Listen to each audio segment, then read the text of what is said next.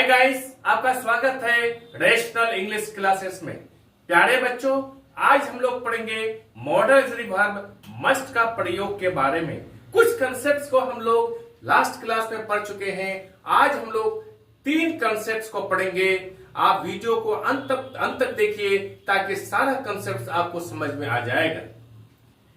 प्यारे बच्चों, मस्ट एक मॉडल ऑक्सिलरी वर्ब है। इसका प्रयोग प्रेजेंट टेंस या फ्यूचर टेंस में होता है। सभी पर्सन्स में मस्ट का रूप एक ही होता है। मस्ट का पास्ट टेंस नहीं होता है। पास्ट टेंस में मस्ट की जगह पर हम लोग हैड टू का प्रयोग कर सकते हैं, जैसे मॉडल वर्ब्स।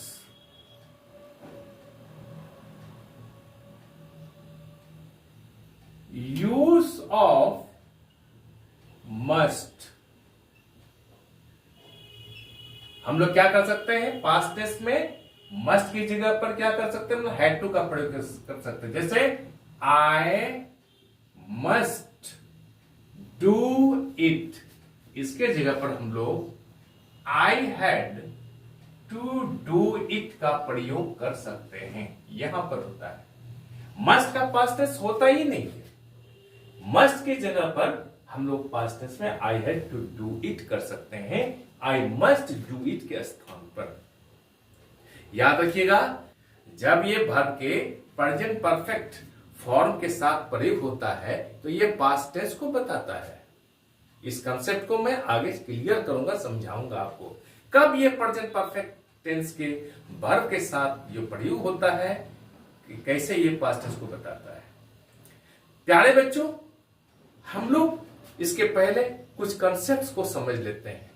पहला कंसेप्ट ये है, मस्ट का प्रयोग स्ट्रॉन्ग डिटर्मिनेशन, अर्थात जरूर ही, अवश्य ही के अर्थ में पक्का इरादा को प्रकट करने के लिए किया जाता है। समझ गए? मस्ट का प्रयोग जरूर ही, अवश्य ही के अर्थ में पक्का इरादा को प्रकट करने के लिए किया जाता है, जैसे आई मस्ट हेल्प यू। मैं अवश्य तुमको सहायता करूंगा। I must go to Shimla in summer. देखिए, आई मस्ट हेल्प यू, मैं अवश्य तुमको क्या करूंगा? सहायता करूंगा। ये पक्का इरादा है। I must go to Shimla in summer, मैं अवश्य क्या करूंगा? समर के सीजन में शिमला जाऊंगा। ये स्ट्रॉन्ग डिटर्मिनेशन है। तो ऐसे सेंटेंसेस को प्रकट करने के लिए हम लोग क्या कर सकते हैं? मस्ट का प्रयोग कर सकते हैं। ये कंसेप्ट क्लियर। अब दूसरा कंसेप्ट हम लोग लेते हैं प्यारे बच्चों, जब मना किया जाए या जोरदार सलाह दिया जाए तो इस अर्थ में हम लोग मस्ट का प्रयोग कर सकते हैं। कैसे? मस्ट के साथ नोट जोड़कर, शॉर्ट में मस्टड कर सकते हैं या मस्ट नॉट कर सकते हैं। जैसे you mustn't tell a lie, you mustn't tell a lie. ये मना कर रहा है, प्रोहिबिशन कर रहा है, या फिर इंफेटिक एडवाइस देने के लिए। जैसे क्या होता है? You must do not drive fast, you must not drive fast. यानी यहां मस्ट नॉट का प्रयोग किया गया है किसके लिए? एडवाइस करने के लिए। कैसा एडवाइस? इंफेटिक एडवाइस, जोरदार सलाह देने के लिए हम लोग मस्ट नॉट या फिर मस्टंट का प्रयोग कर सकते हैं। यह कंसेप्ट क्लियर हो गया। देखिए प्यारे बच्चों, 2024 का आर्ट्स में ये क्वेश्चन आया है। 2024 का आर्ट्स में इससे रिलेटेड क्वेश्चन आया है एग्जाम में। क्या एग्जाम में क्या क्वेश्चन आया है? खाली जगह है, you dash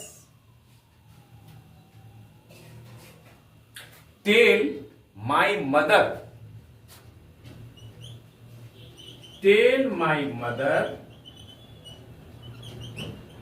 about my result. देखिए ऑप्शन है यहां पर आपका क्या रहेगा, यहां पर need, dare, was not, must not। ये 4 ऑप्शन दिया हुआ है, इसमें से आपको क्या करना है, एक ऑप्शन को चुनना है। तो यहां क्या कह रहा है, यू, या होगा option must not, must not.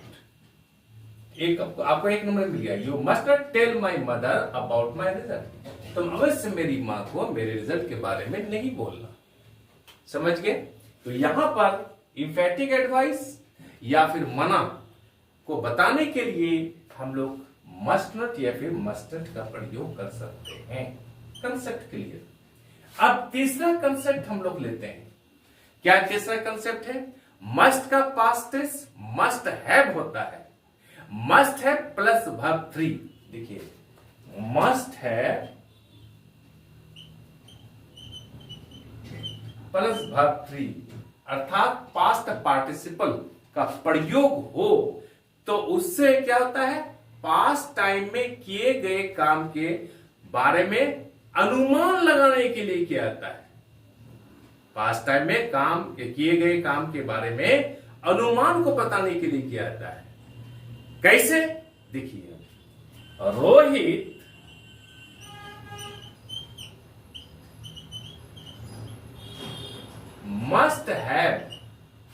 must have passed the examination।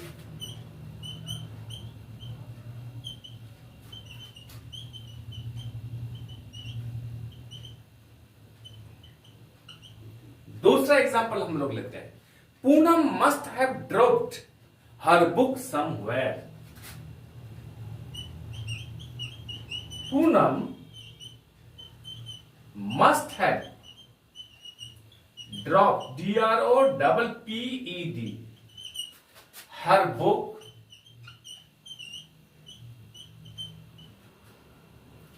somewhere। देखिए यहां रोहित मस्ट हैव लग गया, अब पास्ट या वर्ब 3 है।